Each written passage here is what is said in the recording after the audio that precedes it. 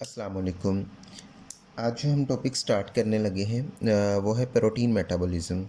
हम इस protein metabolism को 6 to 7 लेक्चर्स के अंदर इंशाल्लाह कंप्लीट करेंगे और हर लेक्चर में हम कुछ जो है वो पिछले लेक्चर की एक दो चीज़ें डिस्कस करेंगे और हम फिर नेक्स्ट स्टार्ट कर देंगे। सो आज का जो हमारा लेक्चर है वो है प्रोटीन मेटाबॉलिज़्म की इंट्रोडक्शन पे। सो इसके अंदर हमने बिल्कुल जो बेसिक चीज़ें हैं प्रोटीन मेटाबॉलिज़्म की वो डिस्कस करनी है और इसके अलावा हमने इसमें जीआईटी का पार्ट जो है प्रोटीन का वो डिस्कस करना है। ठीक है। सो आज के लेक्चर में हम बिल्कुल ये 2-3 चीज़ें डिस्कस करेंगे।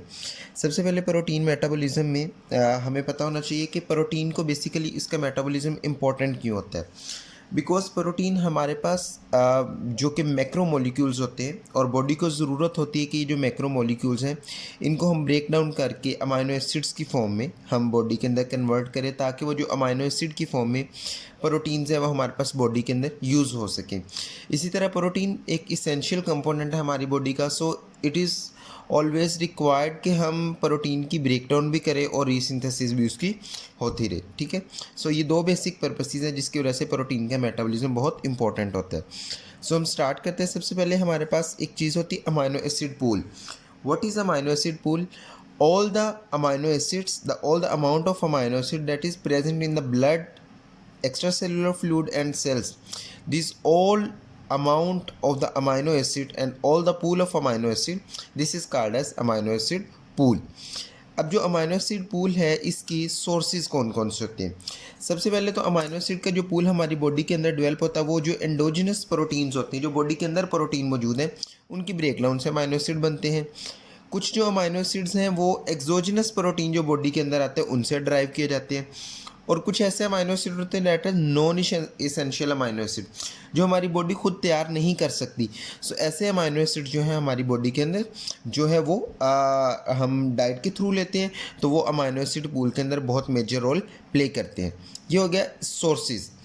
सेकेंड नंबर पे जो पूल या अमाइनो एसिड जो हमारी बॉडी में एक्यूमुलेट होते हैं उनका आगे पर्पस क्या होता है या उनको हम डिप्लीट कहाँ पे करते हैं, उनको हम यूज़ कहाँ पे करते हैं? तो 3 फॉर्म में ये यूज़ होते हैं। बॉडी प्रोटीन की फॉर्मेशन में और consumption of amino acid as a precursor of essential nitrogenous containing small molecule other molecule बनाने के लिए लाइक डोपामीन वगैरह के अंदर। एंड थर्ड नंबर पे जो अमाइनो एसिड को हम कन्वर्ट कर देते हैं फैटी एसिड या ग्लाइकोजन वगैरह के अंदर कन्वर्ट कर देते हैं। तो यहाँ पे 3 चीज़ों के अंदर ये आगे कन्वर्ट होते हैं। सो टोटल जो amount of amino acid pool है that is 90 to 100 gram of amino acid that are present in our body और simply present in the blood extracellular fluid and the cells. ठीक है। So this is amino acid pool. इसके बाद एक चीज़ होती है protein turnover. Protein turnover क्या होता है कि जितनी साइमल्टेनियस सिंथेसिस और डिग्रेडेशन एट अ टाइम जो सिंथेसिस और डिग्रेडेशन हो रही है this is called as protein turnover. और ये ऑलमोस्ट जो 12 kg 70 kg जो पर्सन है उसके अंदर 12 kg प्रोटीन्स जो है वो उसकी हो रही होती है एट अ टाइम, सारी की सारी सिंथेसिस और सारी की सारी। सो ये 12 kg जो ये कॉन्स्टेंट रहता है, बाकी जो है उसके अंदर सिंथेसिस और वो हो रही होती है। उसके बाद रेट की बात करें तो protein turnover basically rate of synthesis that is rate of degradation. जितनी सिंथेसिस है उतनी डिग्रेडेशन हो रही है दैट इज़ टर्नओवर। सो कितनी सिंथेसिस और डिग्रेडेशन है? 300 से 400 ग्राम डेली की सिंथेसिस और डिग्रेडेशन हो रही है। सो हमारे पास आगे 2 तरह के अमाइनो एसिड होते हैं। कुछ हमारे पास जो होते हैं वो शॉर्ट लिव्ड होते हैं, कुछ हमारे पास जो है वो लॉन्ग लिव्ड जिनकी लाइफ हाफ लाइफ ज़्यादा होती है। ठीक है। सो जो शॉर्ट लिव्ड होते हैं वो फौरी तौर पे रीसिंथेसाइज होते हैं, फौरी तौर पे डिग्रेड हो जाते हैं। जो हमारे पास लॉन्ग टर्म होते हैं उनकी सिंथेसिस भी स्लो होती है, उनकी डिग्रेडेशन भी स्लो होती है। उसके बाद सेकंड जो हमारे पास टॉपिक है डेट इज़ प्रोटीन सिंथेसिस और ये बहुत इंपॉर्टेंट एससीक्यू है। इसमें दोनों तरह की हमारे पास जो डिग्रेडेशन है वो हमारे पास एससीक्यू आ चुका है। That is ubiquitin proteasome synthesis system के थ्रू जो डिग्रेडेशन है and that is ATP independent degradation. दोनों तरह की जो डिग्रेडेशन है उसके एससीक्यू आ चुके हैं। सबसे पहले यूबिक्यूटिन वाला क्या होता है? यूबिक्यूटिन बेसिकली अगर हम इसको थोड़ा सा समझें इस टॉपिक को तो यूबिक्यूटिन का एक छोटा सा मॉलिक्यूल है that is a polypeptide molecule. ठीक है। Just like this is a polypeptide molecule that is ubiquitin. So अगर ये हमारे पास प्रोटीन है ठीक है। तो यूबीक्यूटिन मॉलिक्यूल ने इसको डिग्रेड कैसे करना है, सबसे पहले प्रोटीन के साथ यूबीक्यूटिन की चेन लगती है। अब यूबीक्यूटिन की चेन कैसे बनती है, यूबीक्यूटिन एक्टिवेट होता है E1 के थ्रू, एक्टिवेटेड यूबीक्यूटिन बनता है, फिर E2 के थ्रू कॉन्जुगेटेड बनता है, दैट इज E2 यूबीक्यूटिन, फिर E3 के थ्री दैट इज लाइगेज, उसके थ्रू कन्वर्ट होता है। तो हमारे पास एक चेन बन जाती है यूबीक्यूटिन की, जस्ट लाइक दिस। ये हमारे पास चेन बन गई यूबीक्यूटिन की, ठीक है, जो कि एक्टिवेटेड होके E2 यूबीक्यूटिन के बाद E3 के अंदर कन्वर्ट हो जाती है। E3 जो है बेसिकली ये आइडेंटिफाई करता है प्रोटीन को, specific type of protein is identified by E3। जब E3 के साथ ये आइडेंटिफाई हो जाते हैं तो यूबीक्यूटिन इसके साथ अटैच हो जाता है, जस्ट लाइक दिस। ये प्रोटीन के साथ अटैच हो गया, ठीक है।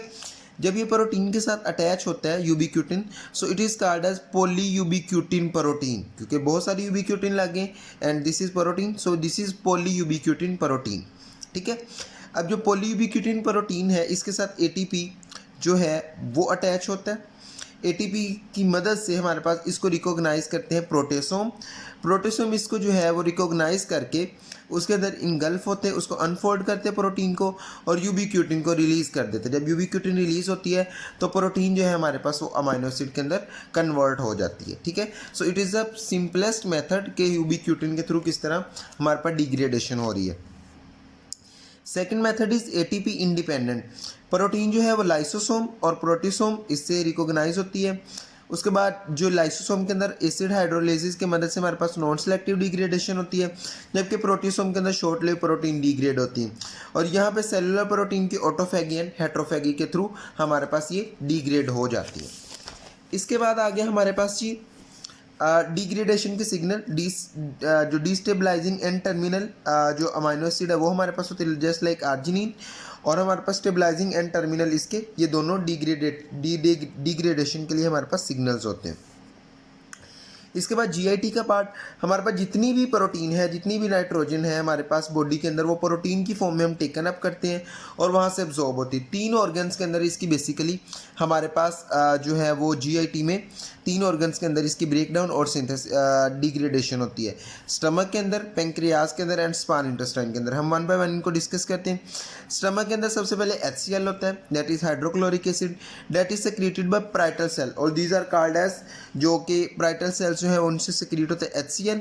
और यहाँ से क्या होता है, जो कि किल करते हैं बैक्टीरिया को, डिस्ट्रक्टिव या डिस्ट्रॉय करता है, डीनेचर करता है प्रोटीन को, एंड एक्टिवेट करता है पेप्सिनोजिन को। ये तीन फंक्शन HCl के। सो तीन फंक्शन HCl के बार बार पूछे जाते हैं, that is to kill bacteria, that is to denature protein, and third one is to activate the pepsinogen। उसके बाद पेप्सिन रिलीज होती है, that is activated form of pepsinogen। Pepsin जो है वो in the presence of HCl pepsin के अंदर, pepsinogen pepsin के अंदर कन्वर्ट हो जाती है। Pepsinogen is produce by chief cell जो है जाइमोजन सेल, इनएक्टिवेटेड फॉर्म में होता है, that is activated by HCl, और ये क्या करती है, एडिशनल अमाइनो एसिड को रिमूव कर देती है प्रोटीन से, ठीक है। उसके बाद हमारे पास थर्ड नंबर पे हमारे पास एक्टिव पेप्सिन जो है कन्वर्ट करती है प्रोटीन को पॉलीपेप्टाइड के अंदर और अमाइनो एसिड्स के अंदर। उसके बाद पेंक्रियाज के अंदर दो तरह के एंजाइम्स होते हैं, दैट इज एंडोपेप्टिडेजेस एंड एक्सोपेप्टिडेजेस।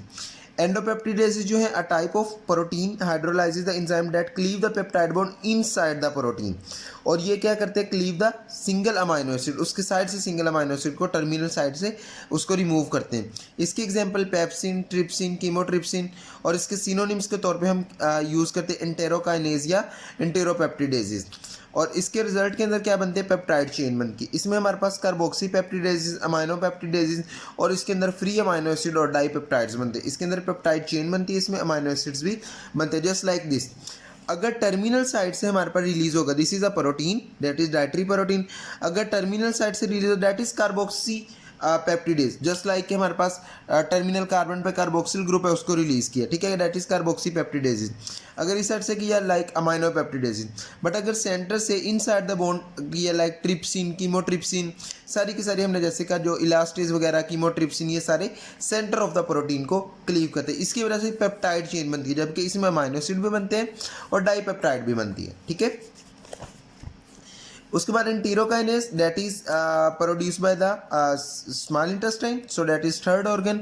और ल्यूमिनल सरफेस से तो जो कि कन्वर्ट करती है हमारे पास ट्रिप्सिन के अंदर कन्वर्ट करके ट्रिप्सिनोजिन को ट्रिप्सिन में कन्वर्ट करती है, जो कि हमारे पास अमाइनो एसिड को amino acid and polypeptide chain के अंदर कन्वर्ट करते हैं। उसके बाद अबनॉर्मेलिटीज़ की अगर बात करें, डेफिशिएंसी इन पैंक्रियाटिक एंजाइम, जो कि हमारे पास एंडोपेप्टिडेज एंड एक्सोपेप्टिडेज है। सो डाइजेशन नहीं होगी प्रोटीन की और फैट्स की, जिसकी वजह से क्या होगी, अबनॉर्मल अपीयरेंस होगी लिपिड की फीसिस के अंदर। जब फीसिस के अंदर लिपिड ज़्यादा हो जाती है that is called as steatorrhoea, that is called as steatorrhoea, that is most important. Second number पर हमारे पास होती है सीलियक डिजीज, जो कि माल एब्जॉर्प्शन की वजह से होती है, इम्यून इफेक्ट की वजह से। इम्यून इफेक्ट की वजह से हमारे पास नर्व में कोई मसला हो सकता है, इसी तरह हमारे पास जो है इम्यून इफेक्ट की वजह से माल एब्जॉर्प्शन हो सकती है। So this is immune mediated damage to the small intestine in response to the injection of the gluten. Gluten की वजह से हमारे पास इसके अंदर ज़्यादा हो जाती है अमाउंट, उसकी वजह से हमारे पास क्या होती है, माल एब्जॉर्प्शन ऑफ प्रोटीन हो जाती है, that is cause coeliac disease. उसके बाद ओलिगोसेकेराइड जो डाइजेशन होती है that is cause by aminopeptidase. उसके बाद हमारे पास एब्जॉर्प्शन की बात करें, हमारे पास जो एंटीरोसाइट है हमारे पास स्मॉल इंटेस्टाइन के, वो हमारे पास सोडियम डिपेंडेंट सेकेंडरी ट्रांसपोर्ट के थ्रू हमारे पास इसको एब्जॉर्ब करते हैं। और डाई और ट्राईपेप्टिडेज जो है हमारे पास प्रोटोन लिंक, वो हमारे पास उसके अंदर एब्जॉर्ब हो जाता है। सो जस्ट लाइक प्रोटीन आई, प्रोटीन आने के बाद स्टमक के अंदर गई, वहाँ से हमारे पास जैसे कि आपको HCl की मदद से डी नेचर हुई, इसी तरह हमारे पास पेप्सिन की मदद से वो हमारे पास पॉलीपेप्टाइड चेन्स के अंदर कन्वर्ट होगी। फिर उसके बाद हमारे पास पैंक्रियाटिक एंजाइम से अमाइनो एसिड बने, डाईपेप्टाइड बने, पेप्टाइड चेन्स बनी। फिर हमारे पास स्मॉल इंटेस्टाइन के अंदर फर्दर अमाइनो एसिड बनी, और वो जो अमाइनो एसिड वगैरह इस तरह हमारे पास स्मॉल इंटेस्टाइन से एब्जॉर्ब होना स्टार्ट हो जाते हैं। लास्ट नंबर पे बस हमारे पास एक चीज़ है एब्जॉर्प्शन ऑफ नॉर्मैलिटी में, दैट इज सिस्टेनूरिया। स्मॉल इंटेस्टाइन और प्रोक्सिमल ट्यूब्यूल ऑफ किडनी के अंदर हमारे पास क्या कॉमन ट्रांसपोर्ट सिस्टम होता है। सो इस डिफेक्ट हो जाएगा इस सिस्टम के अंदर, तो कोल सिस्टम के अंदर तो हमारे पास सिस्टीन, ऑर्निथीन, आर्जिनिन और लाइसिन की रीअब्जॉर्प्शन जो इम्पेयर हो जाती है, दैट इज कॉल्ड अ सिस्टेनूरिया। सो इस तरह हमारे पास सिस्टेनूरिया जो है वो डेवलप हो जाता है और हमारे पास एब्जॉर्प्शन इन एबनॉर्मेलिटी हो जाती है। That is all about the introduction to the amino acid and GIT part of the amino acid. हम नेक्स्ट लेक्चर से स्टार्ट करते हैं।